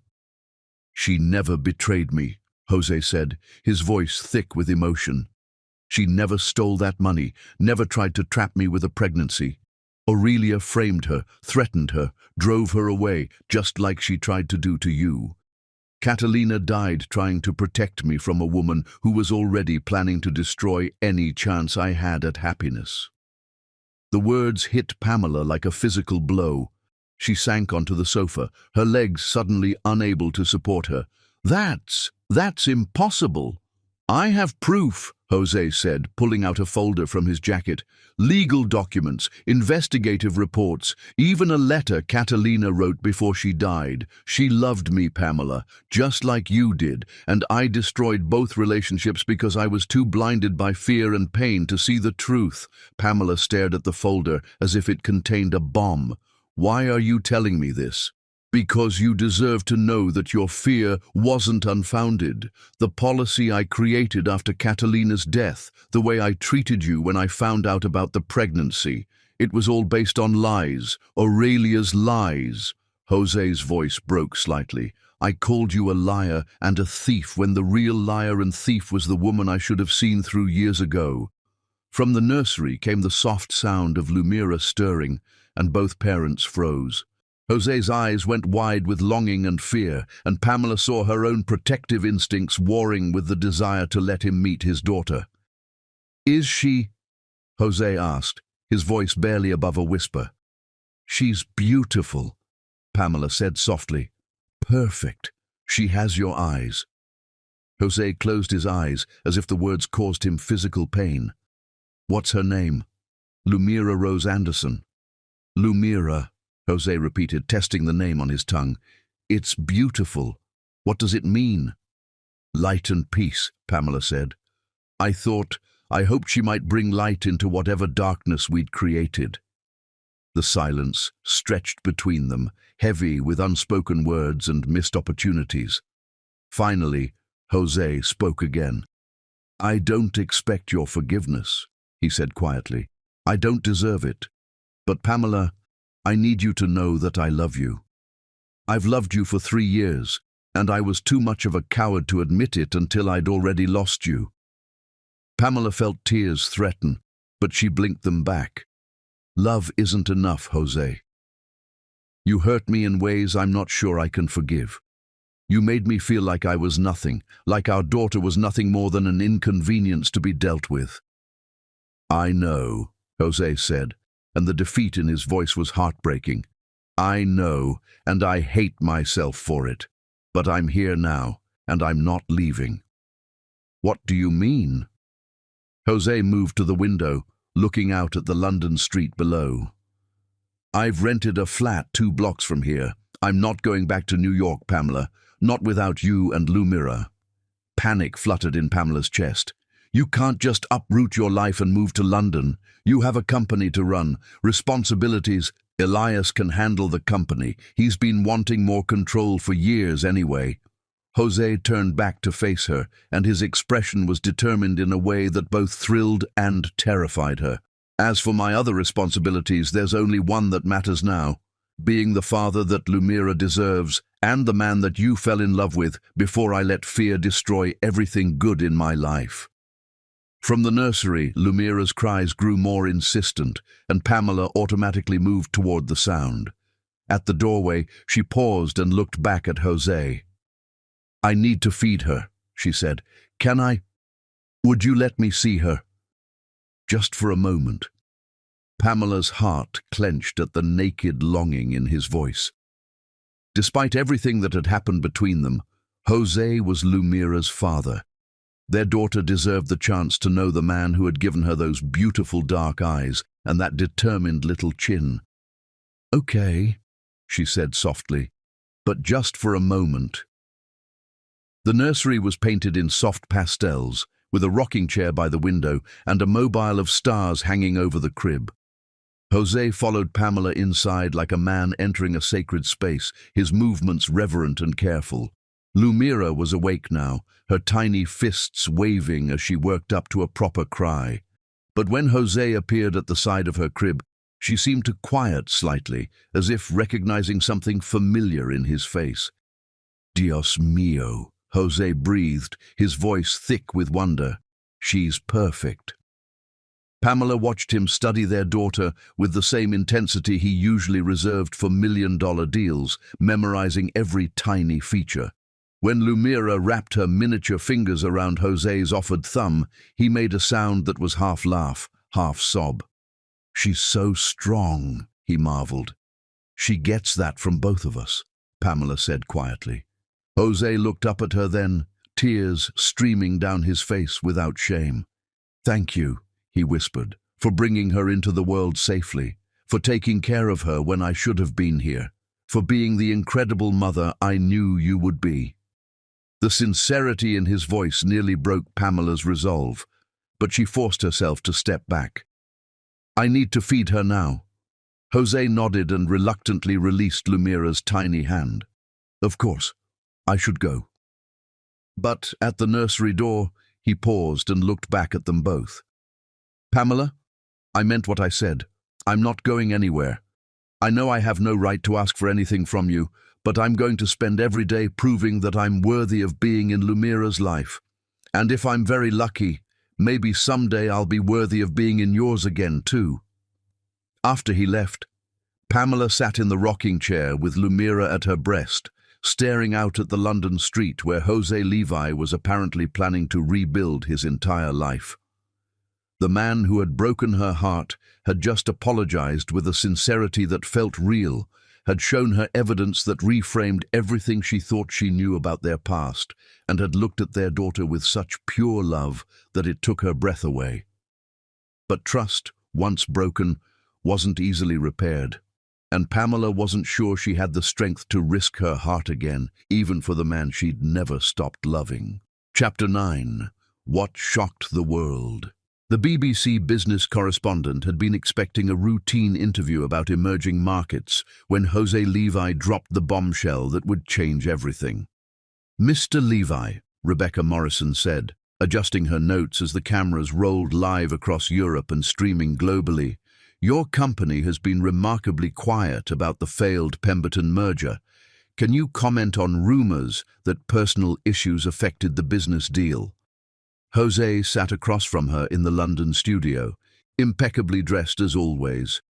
But there was something different about him, something raw and honest that made even the cynical media veteran lean forward with interest. "Rebecca," Jose said, his voice steady but weighted with emotion, "I'm glad you asked that question, because there's something I need to say publicly, something I should have said months ago." In her flat 2 miles away, Pamela Anderson nearly dropped the cup of tea she was preparing. Jose was on television in London, and the look in his eyes suggested he was about to do something either very brave or very stupid. "You see," Jose continued, looking directly into the camera as if he was speaking to one person instead of millions, "the failure of the Pemberton merger had nothing to do with market conditions or business strategy. It failed because I refused to marry a woman I didn't love to save a deal that would have made me richer but not happier." Rebecca Morrison's eyebrows shot up. This was definitely not the corporate spin she'd been expecting. "That's quite an admission, Mr. Levi." "I'm not finished," Jose said quietly. "The personal issues you mentioned? They involve someone I wronged terribly, someone who deserved far better from me than she received." Pamela's heart began to race. Surely he wasn't going to. 8 months ago, I fell in love with the most extraordinary woman I've ever known, Jose said, his voice growing stronger with each word. "Pamela Anderson worked as my executive assistant for 3 years, and during that time, she became the heart of everything good in my life. She was brilliant, compassionate, loyal, and she made me want to be a better man." "Mr. Levi," Rebecca interjected, clearly sensing this interview was spiraling far beyond business news, "are you sure you want to?" "One night, during a moment of weakness and overwhelming emotion, we crossed professional boundaries," Jose continued, ignoring the interruption. "It was the most beautiful mistake I've ever made because it gave me the greatest gift of my life." Pamela sank onto her sofa, baby Lumira sleeping peacefully in her arms, watching in stunned disbelief as Jose Levi destroyed his carefully constructed public image on live television. "Pamela became pregnant with my daughter," Jose said, and his voice cracked slightly on the words. "And instead of celebrating this miracle, instead of supporting the woman I loved, I allowed fear and past trauma to turn me into someone I barely recognize. I accused her of deception. I said things that were cruel and unforgivable. I drove away the only woman I've ever loved and missed the birth of my beautiful daughter because I was too blind to see the truth." The studio was dead silent. Rebecca Morrison, a veteran of 20 years in broadcast journalism, looked like she'd forgotten how to speak. "Her name is Lumira Rose Anderson," Jose continued, tears now flowing freely down his face. "She's 1 month old, perfect in every way, and she deserves better than a father who let pride and fear keep him from claiming his family." Finally, Rebecca found her voice. "Mr. Levi, this is highly unusual.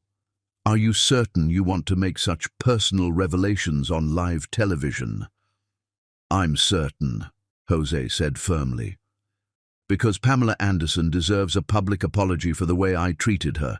She deserves the world to know that she's not some opportunistic woman who tried to trap a wealthy man. She's an extraordinary mother who protected our daughter from a father who wasn't worthy of either of them."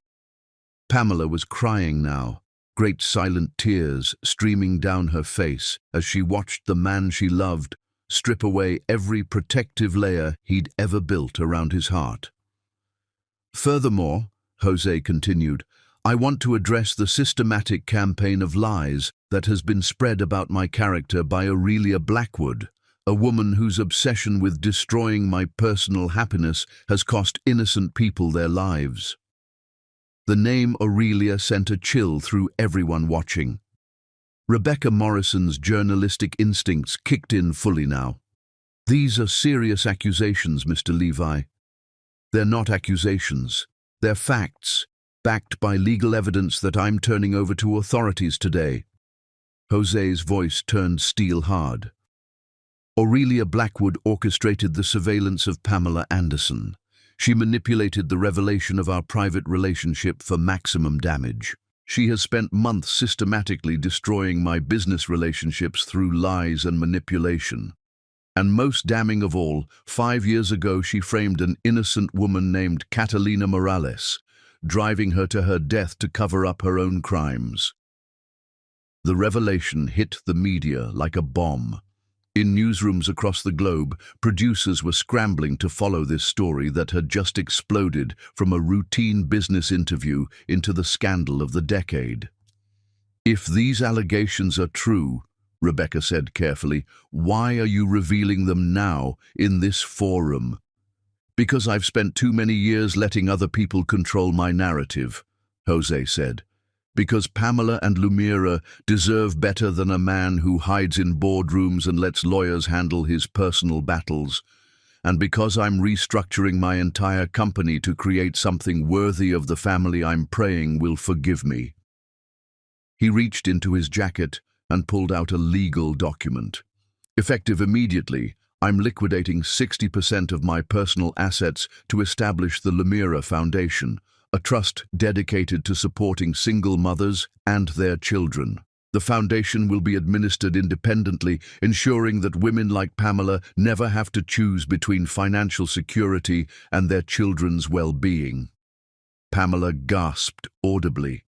60% of Jose's wealth would be hundreds of millions of dollars. He was giving up a fortune for their daughter, for her, for the principle of what he believed was right.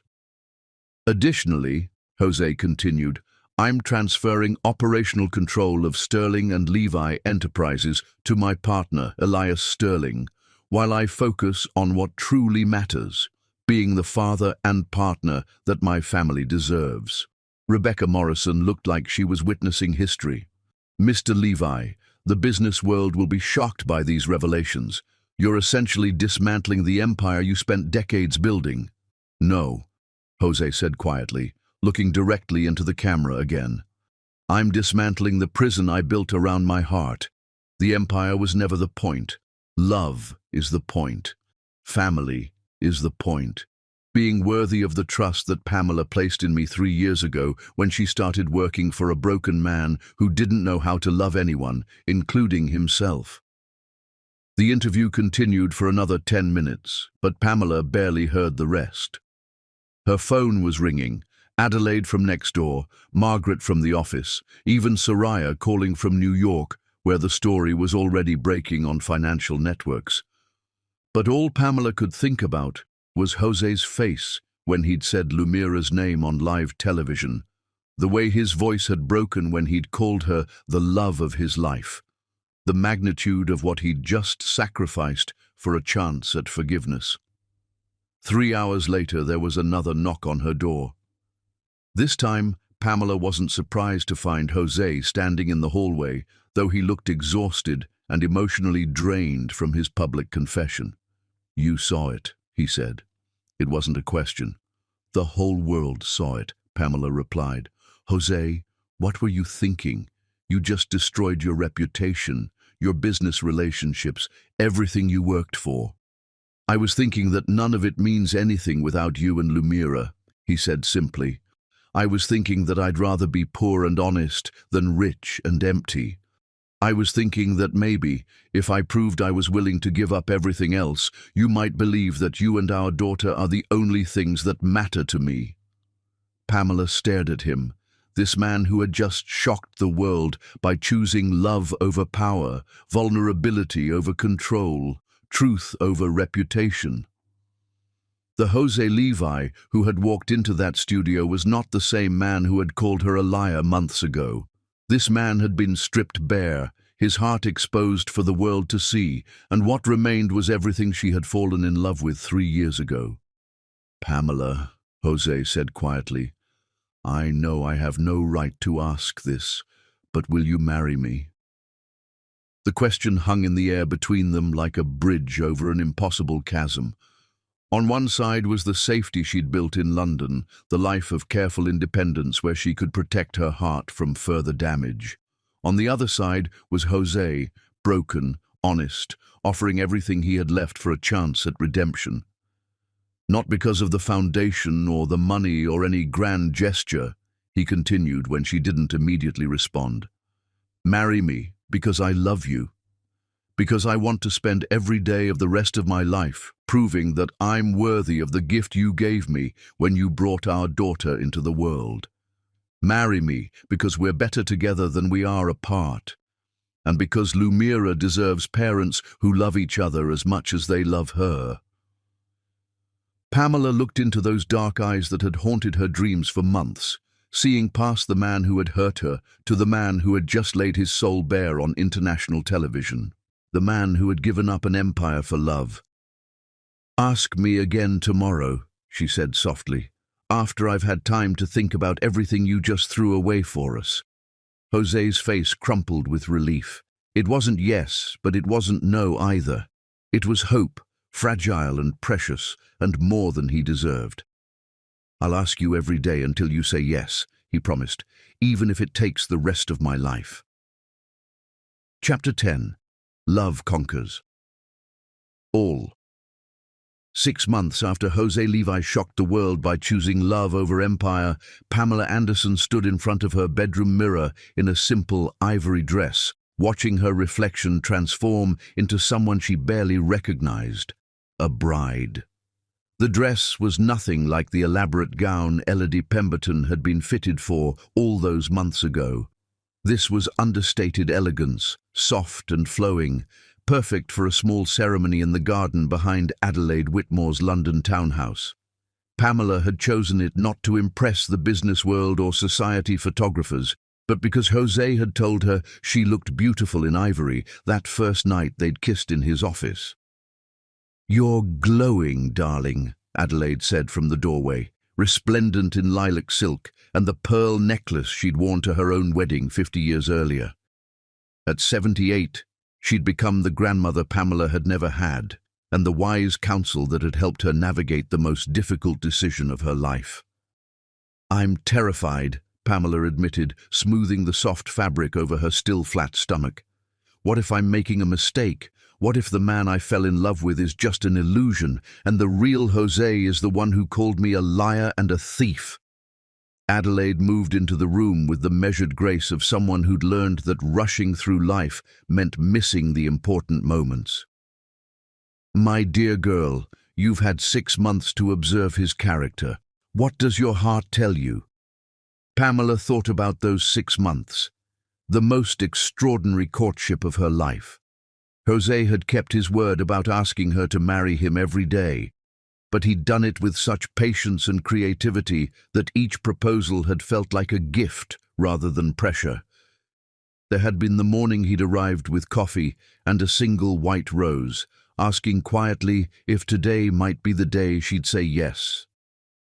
The afternoon he'd spent 3 hours on the floor of her flat, teaching 6-month-old Lumira to reach for toys, his face full of wonder every time their daughter smiled at him.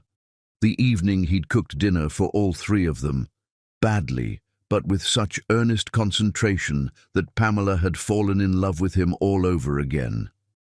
He'd found a flat just 2 blocks away, close enough to be present in Lumira's daily life, but far enough to give Pamela space to heal. He'd learned to change diapers, had mastered the art of bottle preparation, and had spent countless nights walking the floors with a fussy baby so Pamela could sleep. More importantly, he'd shown her the legal documents that had destroyed Aurelia Blackwood's life with the same methodical precision she'd once used to try to destroy his.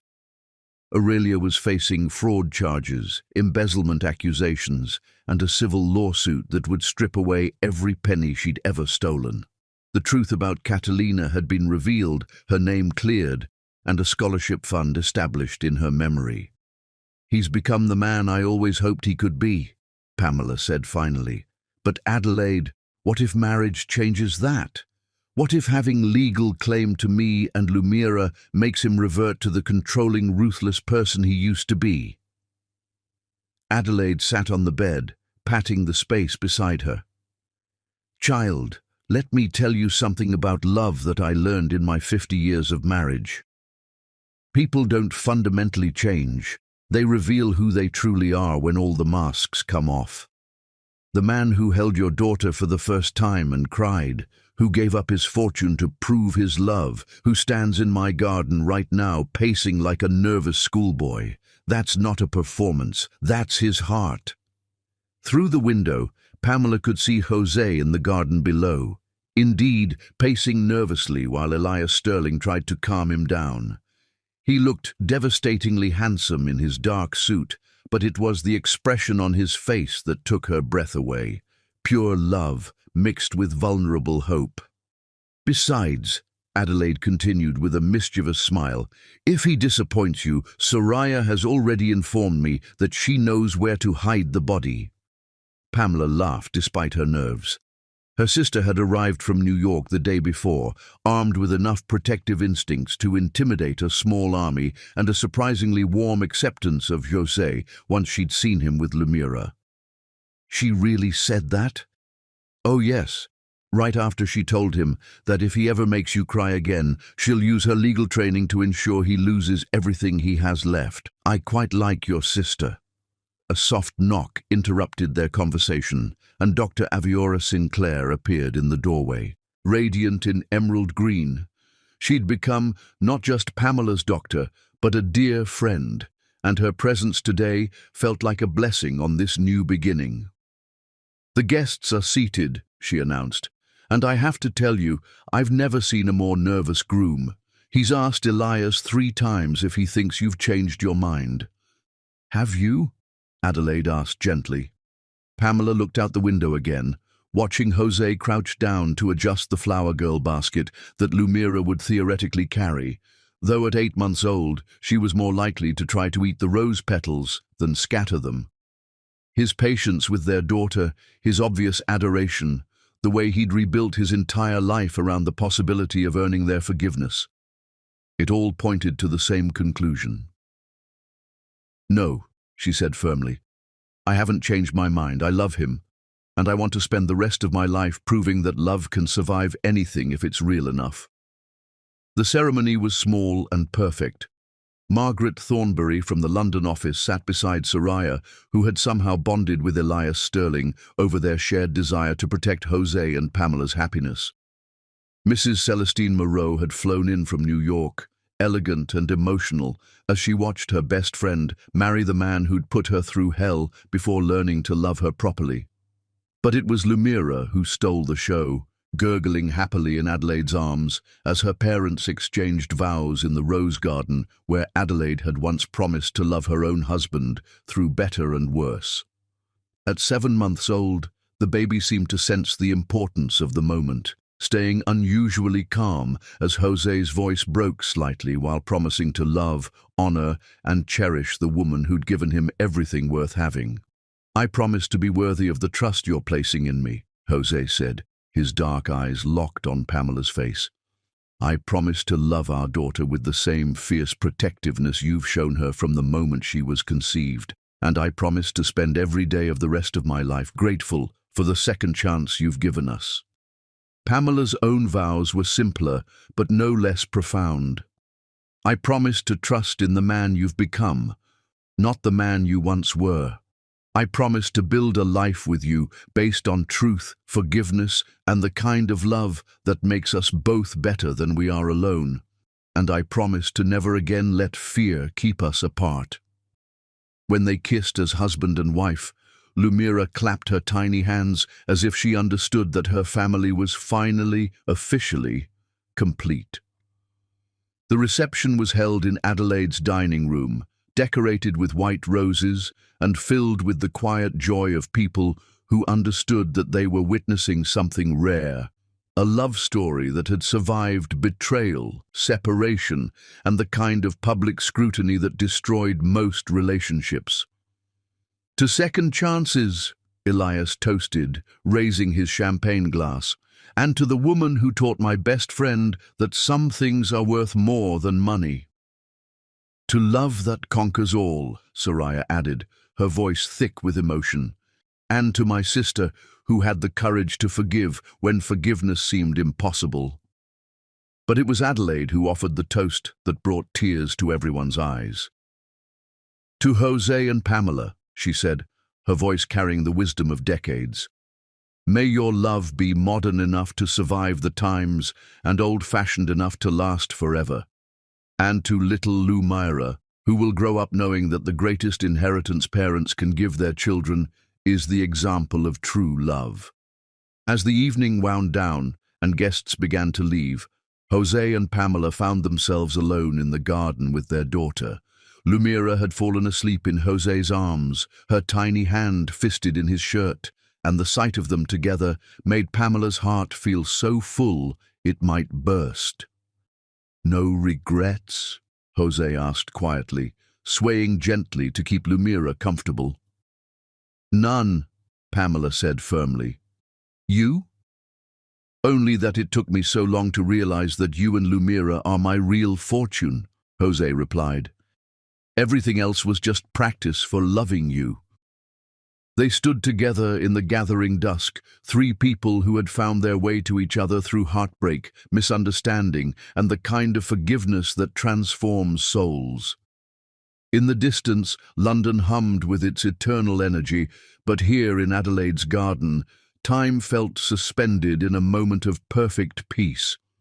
6 months later, the Lumira Foundation had become the largest support network for single mothers in Europe, funded not just by Jose's initial donation, but by a growing community of donors inspired by his public transformation. Sterling and Levi Enterprises, under Elias's leadership with Jose as a consulting partner, had pioneered family-friendly policies that became the industry standard. But the real victory wasn't measured in dollars donated or policies changed. It was measured in quiet moments. Jose reading bedtime stories to Lumira in 3 different languages, Pamela falling asleep in his arms after long days at the Foundation's London headquarters, the 2 of them watching their daughter take her first steps in the same garden where they'd pledged their lives to each other. "Mama? Papa?" Lumira called out one evening, tottering between them with the determined concentration of a toddler who'd discovered the joy of walking. At 15 months old, she was a perfect blend of both parents, Jose's dark hair and determined chin, Pamela's warm brown eyes and gentle spirit. Jose caught her in his arms, spinning her around until she giggled with pure delight. "Mi princesa," he murmured against her curls. "My beautiful princess." Watching them together, Pamela reflected on the journey that had brought them here. The pain had been real, the betrayal, the fear, the months of separation that had nearly cost them everything. But so was the love that had survived it all, emerging stronger and more precious for having been tested. That night, after Lumaira was settled in her crib and the house was quiet, Jose and Pamela sat on their balcony overlooking the London skyline. The city sparkled below them like scattered diamonds, full of other love stories beginning, ending, and beginning again. "Do you ever miss it?" Pamela asked, curled against Jose's side. "The empire, the power, the life you had before?" Jose was quiet for a moment, considering the question seriously. "I miss the simplicity of it sometimes," he admitted.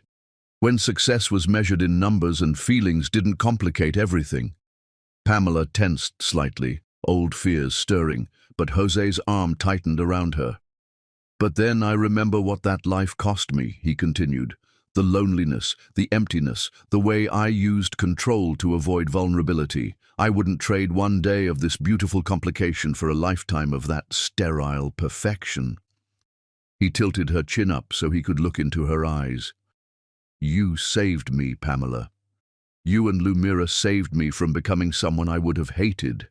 How could I miss a life that was slowly killing my soul?" "I love you," she whispered, the words carrying all the weight of their shared history, the pain they'd survived, the trust they'd rebuilt, the future they were creating together. "Te amo, mi corazón," Jose replied, reverting to the Spanish endearments that still made her heart flutter. "Forever and always, no matter what comes." As they sat together under the London stars, their daughter sleeping peacefully in the next room, and their love stronger than ever, Pamela thought about the woman she'd been 18 months ago, broken, pregnant, and fleeing from the only man she'd ever loved. That woman could never have imagined this ending, could never have believed that love really could conquer everything if both people were willing to fight for it. But here they were, living proof that second chances exist for those brave enough to claim them, that forgiveness can heal even the deepest wounds, and that sometimes the greatest love stories are the ones that require both people to shatter completely before they can rebuild themselves into something beautiful. In the distance, Big Ben chimed midnight, marking the end of one day and the beginning of another in the life of a family that had learned that true wealth could never be measured in money, only in moments like this, when love made everything else fade into blessed insignificance.